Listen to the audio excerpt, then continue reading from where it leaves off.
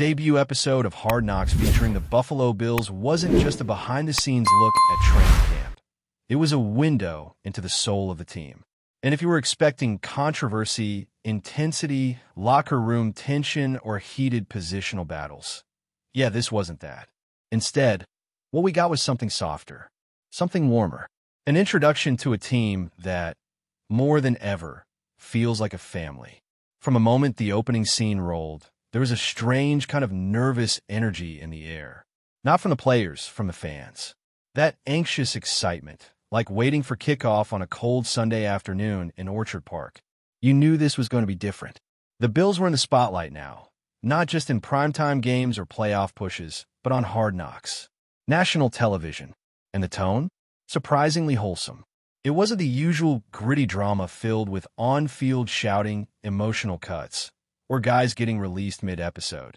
It was thoughtful. It was connected. It felt real.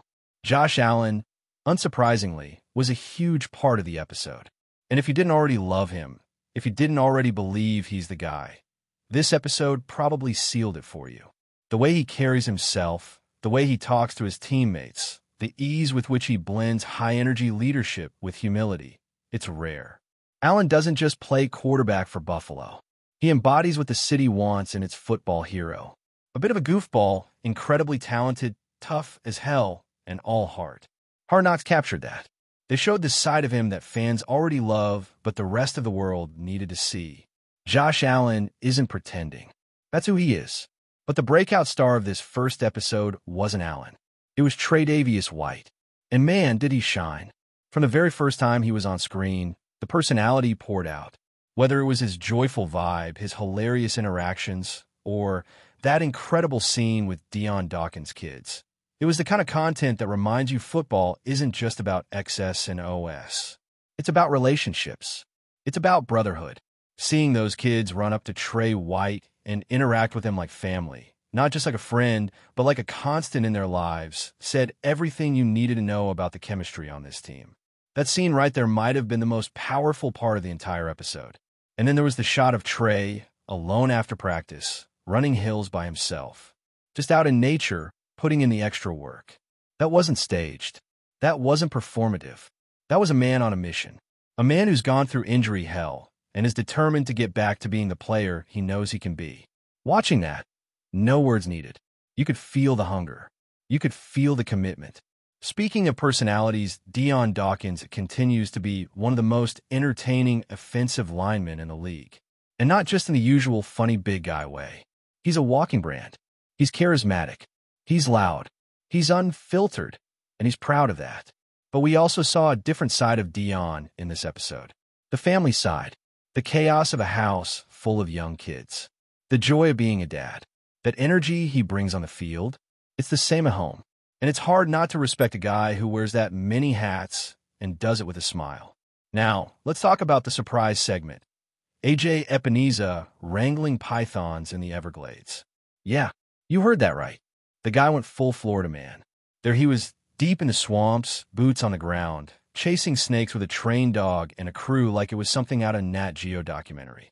It was wild, unexpected, and honestly, pretty awesome. Seeing the players in these non-football environments gave the episode a richer tone.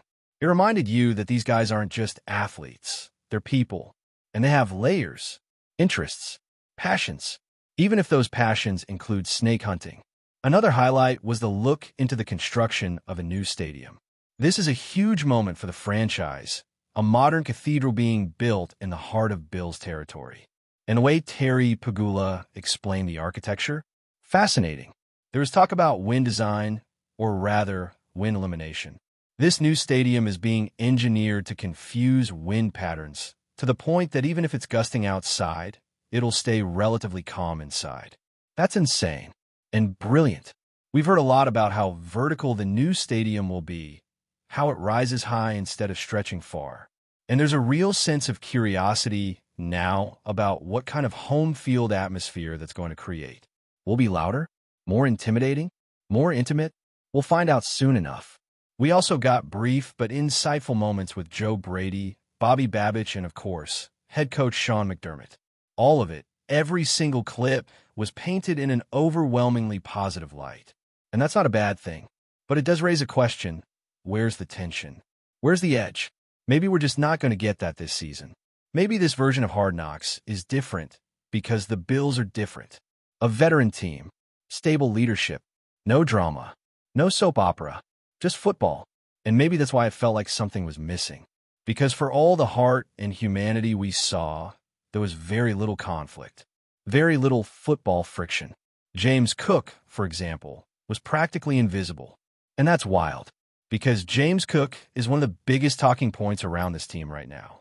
Instead of diving into a situation, we got more screen time for Thurman Thomas, a legend, no doubt, but barely a glimpse of the current RB1.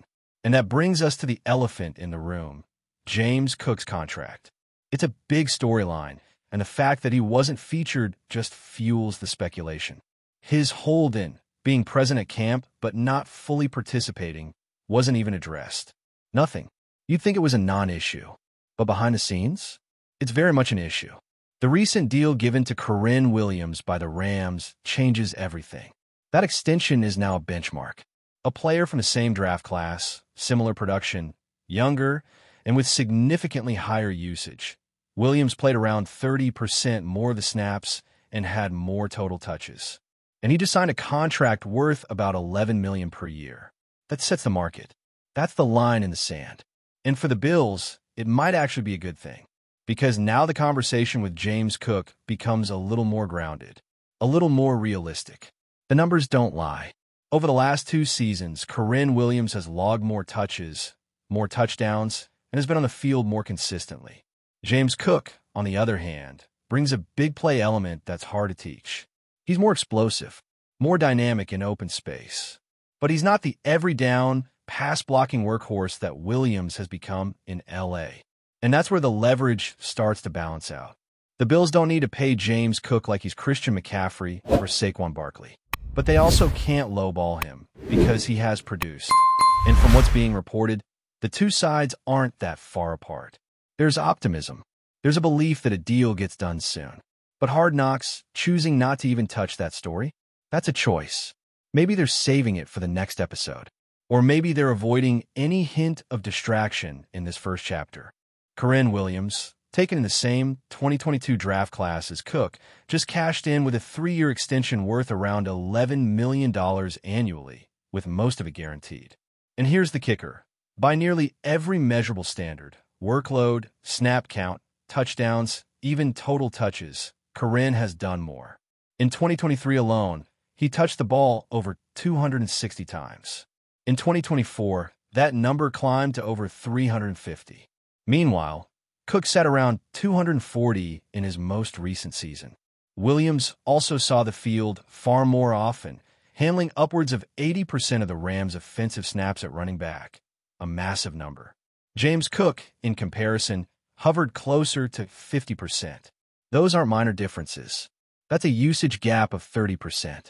It speaks to trust, to durability, to overall responsibility within the offense. So now you've got the numbers. You've got the structure. You've got the precedent. And the Bills, front office-wise, are in a much stronger negotiating position. They can point directly to that Rams deal and say, look, this is what a player from your class, with more production and higher usage, just got paid. It sets a ceiling. And as much as Cook's camp might argue explosiveness and playmaking potential, they can't ignore the reality. The market just moved, and not necessarily in their favor. But this isn't just about numbers and leverage. It's about identity. It's about role. James Cook isn't a traditional between-the-tackles back. He's not built like Derrick Henry or Josh Jacobs. He's not asked to be that guy. His value comes from space, from bursts, from being the kind of player who can take a swing pass and turn it into 25 yards before anyone lays a hand on him. That explosiveness is real. That kind of threat tilts coverages and gives defenses headaches. But it also makes him harder to evaluate in traditional contract frameworks. Because how do you quantify impact when the touches are fewer, but the gains are more dynamic? The answer, frankly, is balance. It's not about comparing Cook to Christian McCaffrey or Alvin Kamara, or even Kyren Williams directly. It's about understanding what this offense needs and how this running back fits into that puzzle. And from that perspective, the Bills have every reason to want James Cook locked in long-term, but at the right price. $12 million per year? Maybe. 13 if they're feeling generous or want to build goodwill. But anything more than that? That's pushing into territory where only the most complete, every-down, elite backs operate. And Cook, while immensely talented, hasn't consistently shouldered that kind of load. Not yet. But here's where it gets tricky. Because while the Kyren Williams deal strengthens the Bills' hand in negotiations, it also puts subtle pressure on the player. James Cook has to now make a decision. Does he take the smart route, the reasonable extension based on market value, and secure his future before Week 1? Or does he bet on himself, play out the season, and hit free agency with the hope that someone on the open market will overpay? That's the gamble, and it's not without risk. Running backs in today's NFL don't always find huge deals waiting for them after big seasons. In fact, they often find the opposite. Teams get younger, cheaper, less committed to backs hitting that second contract. So if you're James Cook, what do? The safe play is obvious. Sign the deal.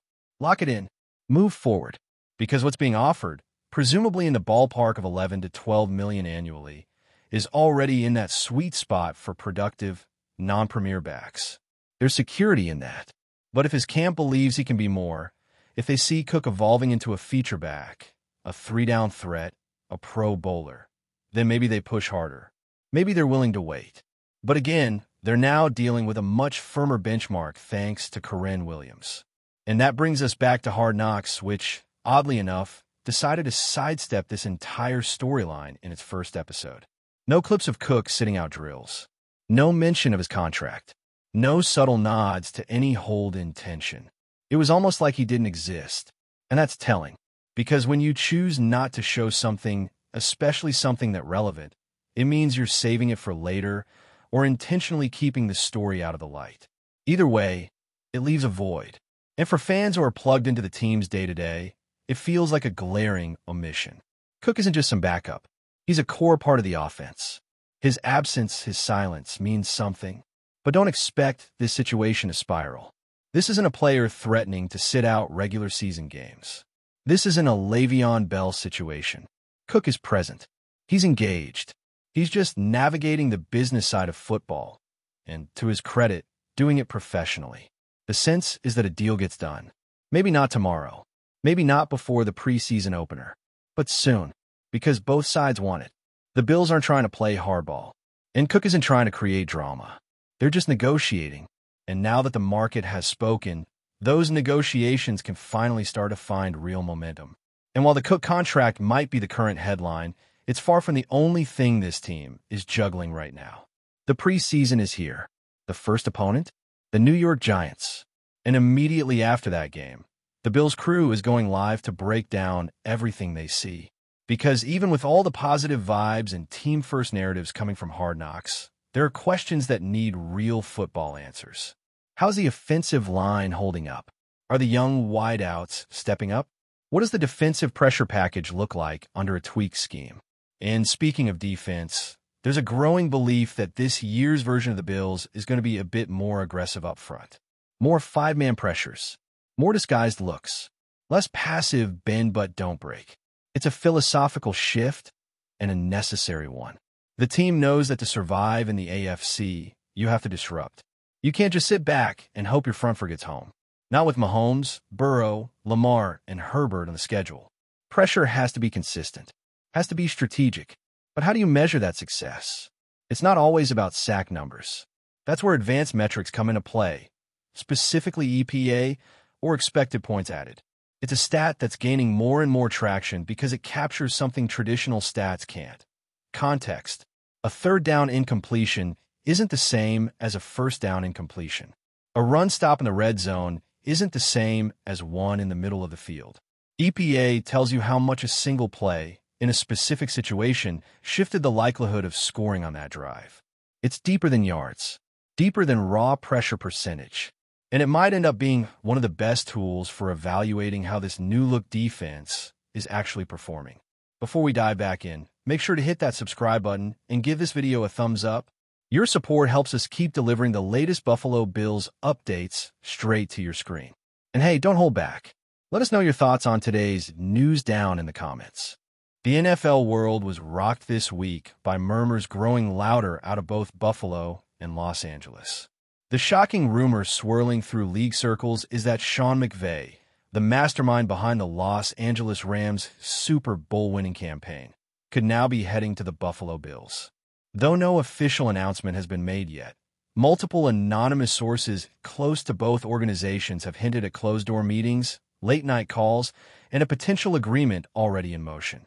If true, this would represent one of the most stunning coaching shakeups in recent NFL history. McVay, known for his innovation, charisma, and offensive brilliance, is being described by insiders as the missing piece in Buffalo's championship puzzle. Fans in Buffalo are already buzzing with excitement, while Rams supporters are bracing for what could be a seismic loss. With McVay's youthful energy and strategic mind potentially joining forces with quarterback Josh Allen, the AFC East may never be the same again. Speculation intensified following McVay's abrupt absence from the Rams' last media availability, fueling talk of a dramatic departure. While nothing is confirmed, the chatter is loud, persistent, and growing. Could the Bills really have pulled off the coaching coup of the decade? Many believe it's only a matter of time. If these rumors bear fruit, the implications for both franchises would be enormous. For the Rams, losing McVay would not just be a blow to their playbook, but to their identity. Since taking over in 2017, McVay transformed the franchise from a struggling team into perennial contenders, culminating in a Super Bowl 56 victory. His leadership revived veterans, developed young stars, and made Los Angeles a legitimate football city. Replacing a coach of his caliber is no small task, and internal sources suggest there's already confusion within the Rams front office. Meanwhile, the Bills, long seen as a team on the cusp, could be on the brink of solidifying their status as title favorites. With a defense already among the league's best and a quarterback many believe is top 3 in the league, McVay's offensive genius might be exactly what they need. Some insiders claim that this bold move is a direct response to last season's disappointing playoff exit, where Buffalo's offensive inconsistencies were exposed.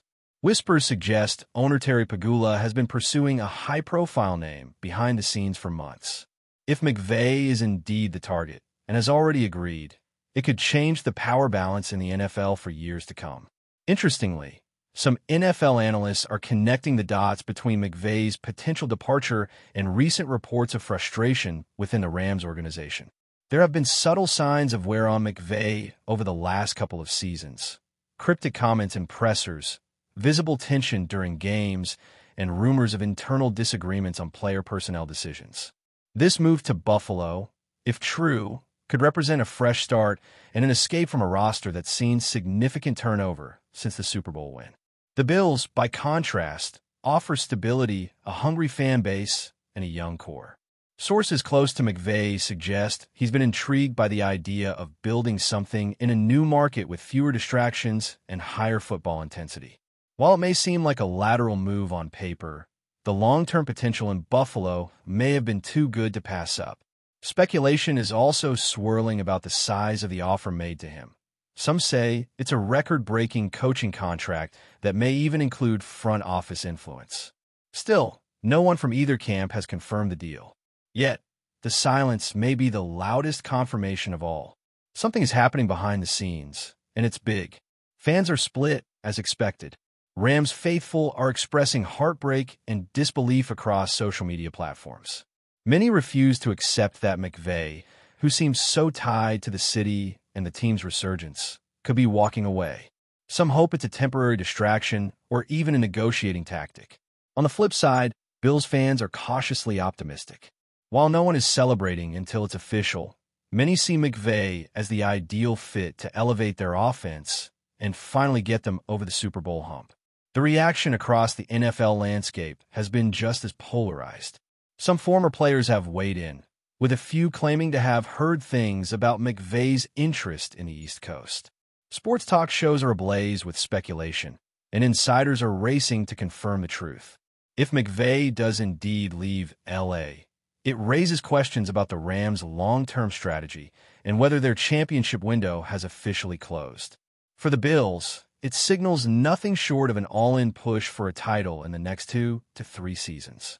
Whether this rumor flames out or becomes reality, it has already shifted the narrative of the offseason dramatically. Until official word comes out, the NFL universe remains in suspense. What seemed like an unshakable alliance between Sean McVay and the Rams now appears to be on the brink of collapse. The Bills, meanwhile, seem to be methodically plotting a future that could be historic. The timing is critical. Preseason preparations are underway, and installing a new system takes time. If McVay is indeed confirmed as heading to Buffalo, as some now boldly claim, the announcement must come soon. A decision of this magnitude would reverberate across the league, affecting free agency, player morale, and rival team strategies. Even executives from other franchises are reportedly monitoring the situation with keen interest, understanding how a single coaching shift can tip the balance of power. As fans refresh their feeds and reporters chase confirmation, one thing is clear. The rumor alone has reignited excitement across both cities. It's the kind of twist that only the NFL offseason can deliver, a blockbuster coaching rumor with enough weight to reshape legacies. And if Sean McVay walks onto the sideline and Bills blue this fall, we may all look back on this moment as the beginning of a new NFL dynasty. That's a wrap for now. If you enjoyed the video and want to stay on top of all things Buffalo Bills, make sure to subscribe and hit that like button. We'd love to hear what you think in the comments. See you in the next update.